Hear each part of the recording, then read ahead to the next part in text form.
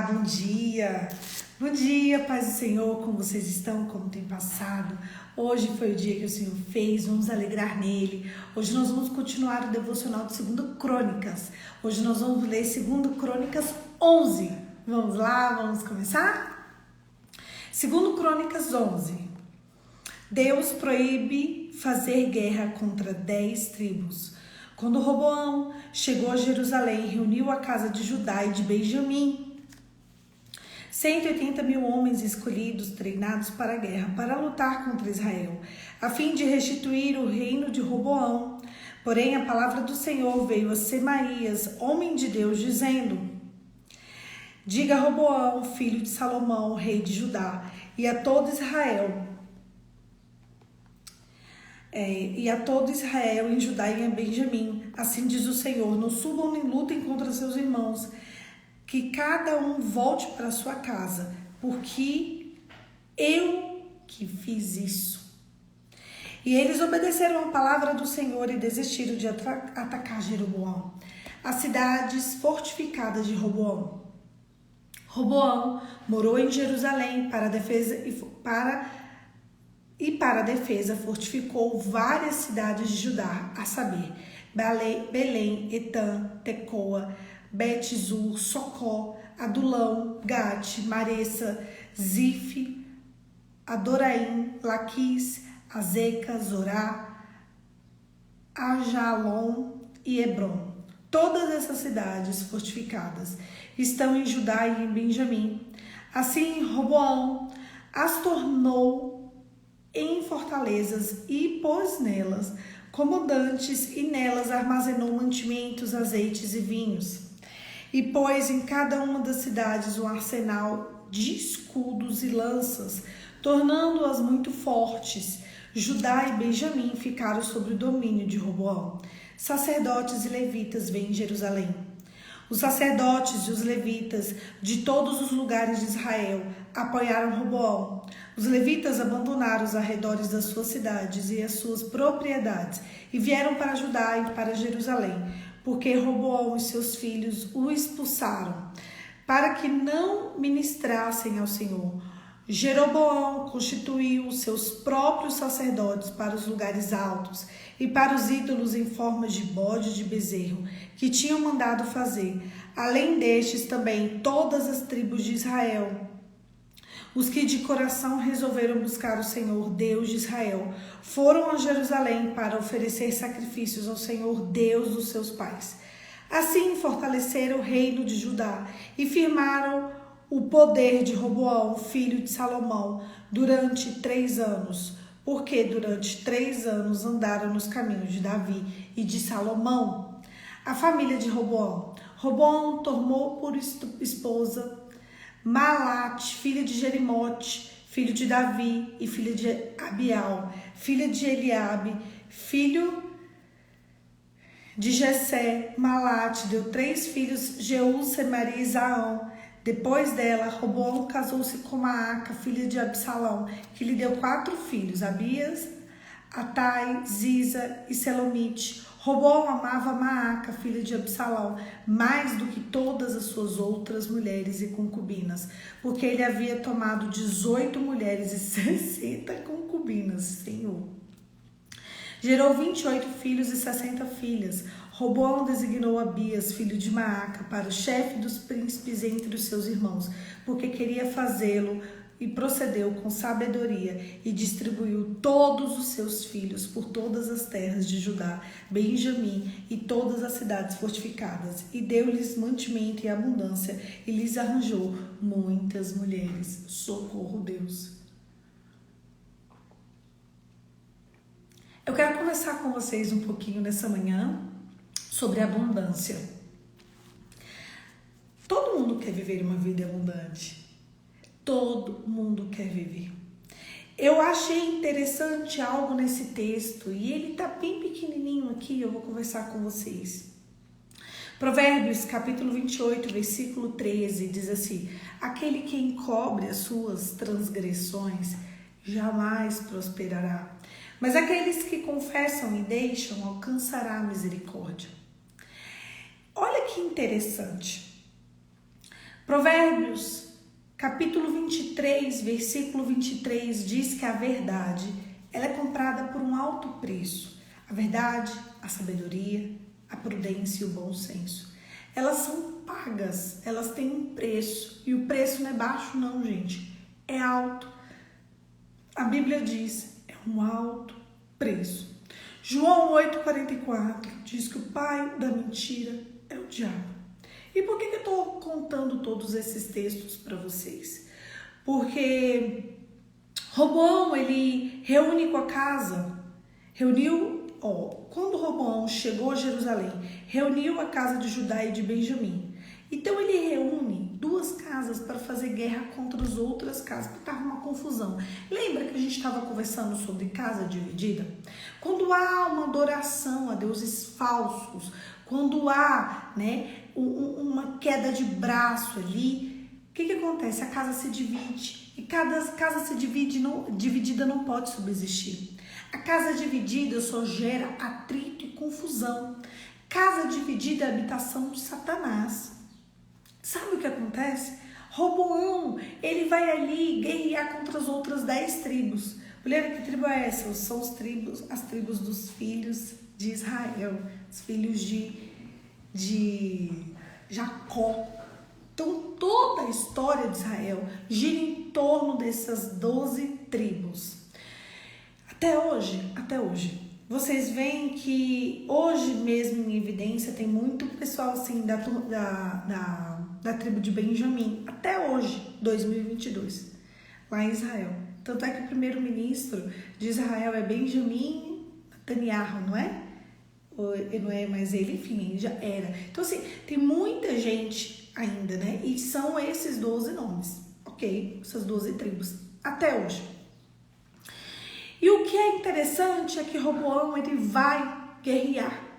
E ele consulta o Senhor. E o Senhor vira para ele e fala assim: Roboão, não faz isso. Fui eu, Deus, quem fiz essa confusão toda por conta da dureza do coração das pessoas. Roboão obedece. Roboão volta. E Roboão fortifica Jerusalém.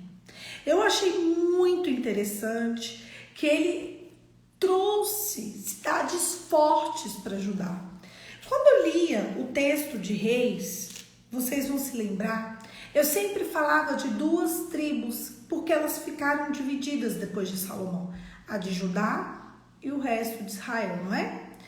E a gente vê que as histórias mais terríveis e mais macabras, elas sempre aconteciam as tribos de Israel, nem tanto nas de Judá. Eu acho interessante porque aquele rei que sempre governava Judá, ele sempre tinha uma inclinação a voltar-se ao Senhor. E não foi diferente aqui com Roboão.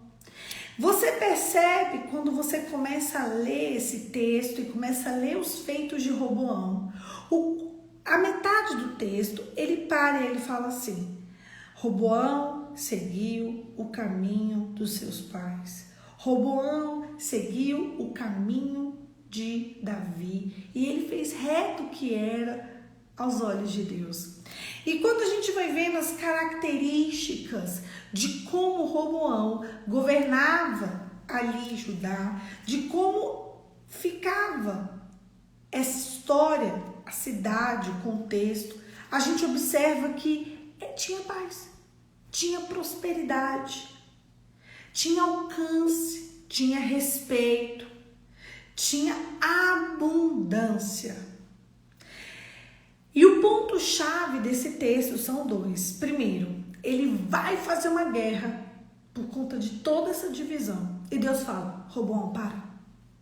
Eu permiti essa divisão. E ele para. Então ali ele se fortalece. Segundo ponto, ele faz o que era reto aos olhos do Senhor. E ali ele tem filhos, esposas, filhas, princesas, príncipes. A cidade é forte, tem paz. A gente não vê guerras estabelecidas nesse texto. A gente não vê discórdia exatamente nesse texto. Sabe por quê? Ele fez o que era reto aos olhos do Senhor.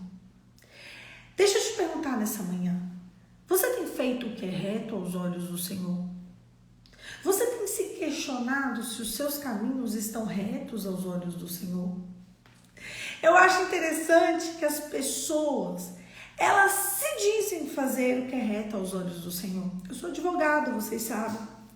E eu lido com conflitos todos os dias da minha vida. Eu recebo ligações e as pessoas falam: olha, doutora, eu até não precisava fazer, mas eu vou fazer, porque tal pessoa não tem necessidade. Todos os dias as pessoas querem provar que tem razão. Todos os dias as pessoas querem prejudicar outras pessoas só para provar, só para aniquilar, só para fazer o cancelamento, só para calar o outro, só por causa da raiva, só pelo furor. Vocês sabiam? Eu sou advogada desde 2010, eu sou velha na advocacia, hein? 2010 não, 2011, porque eu passei na OAB de 2010, aí eu pego a minha OAB em 2011. Então já tem mais de 10 anos que eu sou advogada, vai fazer 12 anos aí. Gente, eu nunca ajuizei uma ação pra mim, vocês acreditam nisso? E eu lido com isso todos os dias. Sabe por quê? Porque eu sei a seriedade que é um processo judicial. As pessoas entram na justiça como se fosse qualquer coisa. E elas não fazem ideia da carga financeira, espiritual, emocional, física. É no campo do corpo, da alma, do espírito. Elas querem discutir por qualquer coisa. Elas querem reivindicar cada detalhe. Elas não deixam passar nada. Elas não deixam passar R$10 esses dias. Foi estabelecido uma pensão alimentícia bem alta, assim, bem alta. muitos mil. E o órgão esqueceu de fazer um cálculo de R$11. R$11. Foi colocado R$11 a menos na soma lá. Pois o advogado, o outro advogado movimentou o processo todo, porque a cliente dele queria os R$11.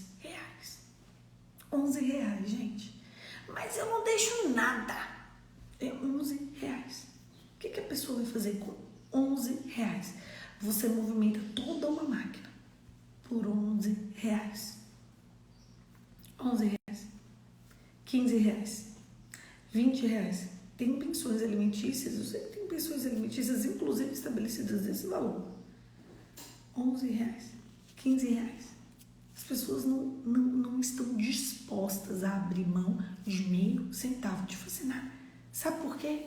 Raiva, vingança, ódio, razão, para provar que tem direito, para provar que é ela, que ela tem que viver aquilo, que o outro tem que sofrer na carne, que ela passou. Aí depois, essas mesmas pessoas não entendem como a vida delas está um caos. Aquele que encobre suas transgressões jamais prosperará.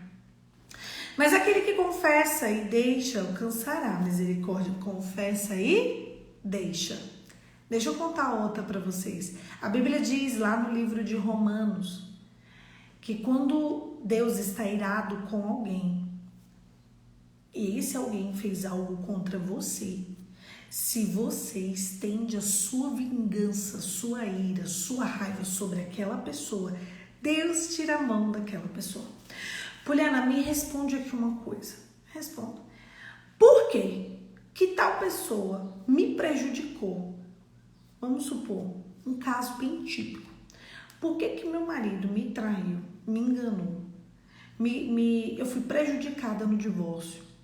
A minha pensão é baixa, a pensão das crianças é baixa. Paga quando quer, não pega as crianças. Por que acontece tudo isso? E ele só posta carrão, roupa importada, viagem para a Europa, viagem para os Estados Unidos, viagem para a praia, viagem para a neve, viagem para o sol, viagem para o campo, viagem para o rio, viagem para a praia.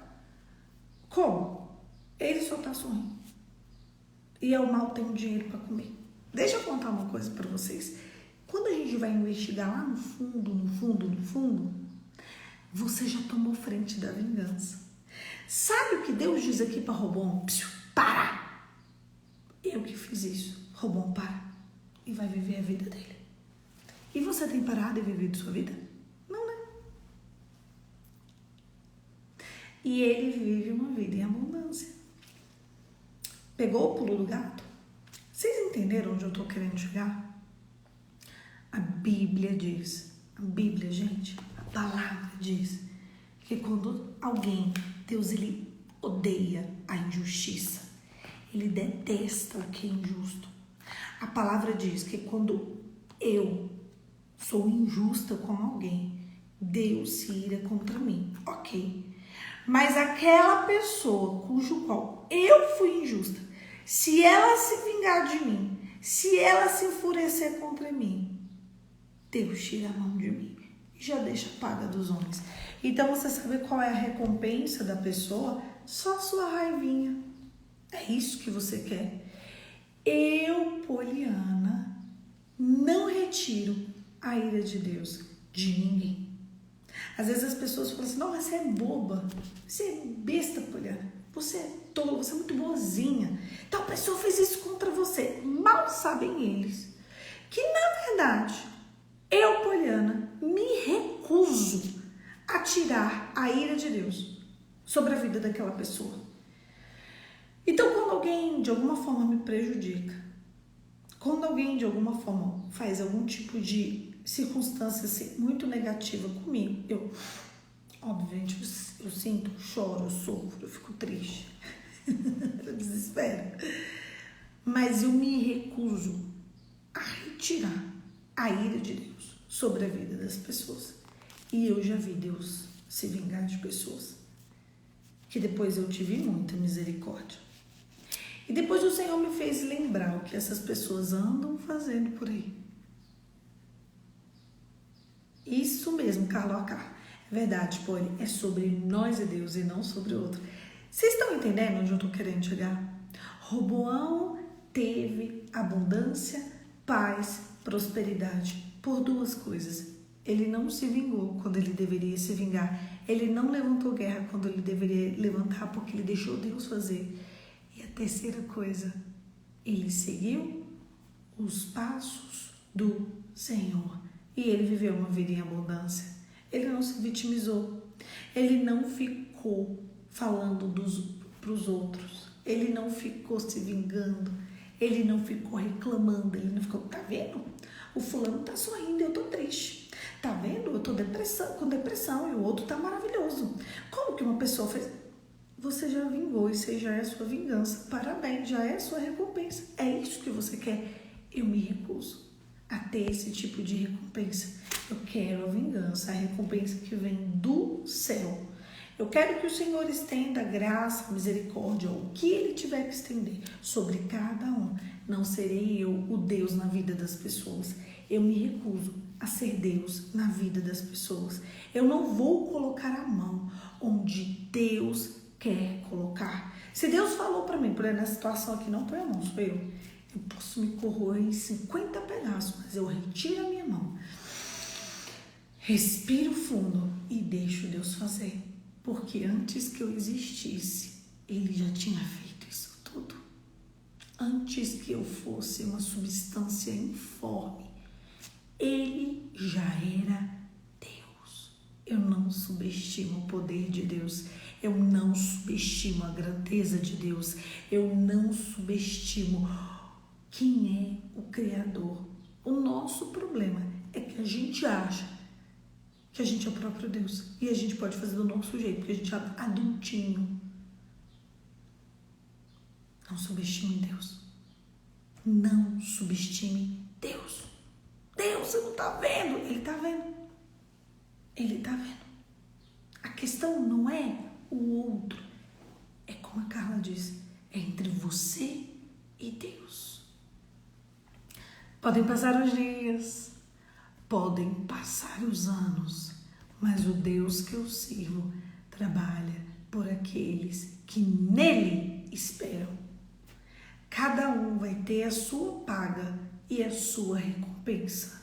E por conhecer a palavra, eu me recuso a ser o Deus justiceiro na vida de outras pessoas. Eu não vou ser. Eu me recuso. Eu quero que cada um receba de Deus a proporção da sua colheita, seja ela boa, seja ela ruim. Eu não quero que as pessoas colham por mim, eu quero que as pessoas colham pelo Pai.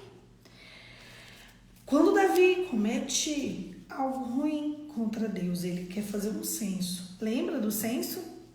Ele quer contar as pessoas e aquilo era para ele se envaidecer. Deus deixa ele escolher 3 castigos. Lembram disso? Primeiro castigo seria um tempo de fome. Segundo castigo, cair nas mãos dos seus inimigos. Terceiro castigo, uma peste vinda de Deus. Ele fala, eu quero cair na mão de Deus. Eu quero cair na mão de Deus. Sabe por quê? Porque por mais que vá doer, Deus é misericordioso. Então Deus manda um anjo da morte. E esse anjo lança uma praga e começa a morrer pessoas. Morrer. Quando está no meio da cena terrível, Davi se rasga de saco de cinza, se lança no chão, se arrepende, pede perdão para Deus e fala, Deus, o errado sou eu e minha casa. Então se o Senhor quiser se vingar, não vinga do povo, não vinga de mim. O anjo para, Deus dá uma ordem, o anjo para. E ele não passa 3 dias matando o povo. Deus exerce a misericórdia dele no meio do caminho. Porque da mesma forma que Deus é amor, Deus também é fogo consumidor. Mas da mesma forma que Deus é fogo consumidor, Ele é misericordioso para aqueles que nele esperam, para aqueles que olham para o Senhor, para aqueles que se arrependem, aquele que confessa e deixa, alcança a misericórdia. E é por isso que a gente tem que sempre preferir a mão do Senhor em vez da nossa. É por isso que a gente sempre precisa entender quem é o Deus da nossa salvação. Tirar a mão é tirar a mão. Deixar papai é deixar papai. Antes que você existisse, o Criador já tinha feito tudo isso daqui. Absolutamente tudo. Feche seus olhos. Vamos orar. Pai, em nome de Jesus, nessa manhã eu te louvo por saber que o Senhor é bom, por saber que o Senhor é misericordioso, mas também por saber que o Senhor é justo, que o Senhor é fiel, que o Senhor é longânimo, mas que o Senhor é galardoador daqueles que nele esperam, em ti esperam. Obrigada, Senhor, obrigada por ser quem tu és, obrigada pelo Senhor se revelar a nós. Obrigada, Senhor, porque o Senhor é bom.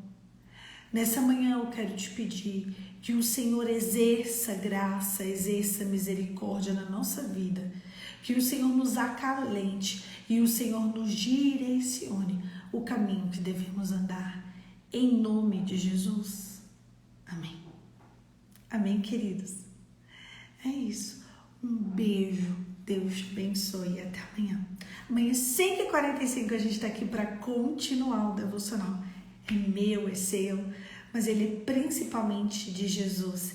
E é por causa dele que estamos aqui todos os dias. A palavra de Deus diz que a letra mata, mas é o Espírito quem vivifica. A vivificação da tua vida e da minha vida, ela vem do Espírito Santo de Deus, o nosso melhor amigo, o nosso consolador. E é Ele quem vai endireitar as nossas veredas todos os dias. Não duvide de Deus. Não subestime o tamanho de Deus.